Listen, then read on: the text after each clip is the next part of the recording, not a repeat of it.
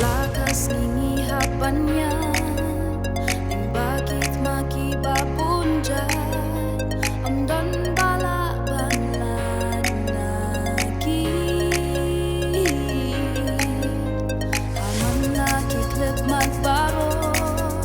Jing babun kiker kenro Kumnongin lepan Jog iyaki Nan ay tila Jengin Shami Melong ubala Haki eki e baro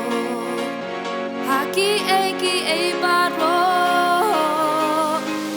Nan ay tila Jengin Shami Melong ubala Haki eki e baro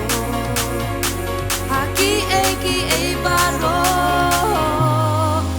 Nan kwi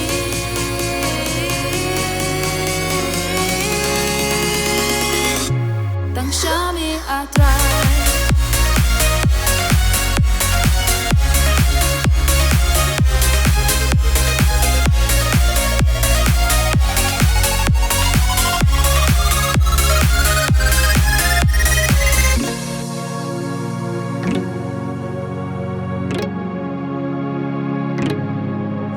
Kadang day kipriang ngim la light ya kijing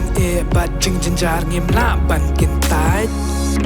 Mon kam day janga upleu tip kambha na maru i yang usempat Breu ki ben yang ki itang jing duna han raya nga utrai ken tait Hang nuan chem yu breu baklem pop Lem da day kamon ngin ngop Ya ki pop bat jing pencoy baro haker teng uji su ngin job Nganyai tur nganom ken rantien Apadan mame yang nu ngan chep dien Nganyai wat yang be bat nganom babe na mar melong uplei jonga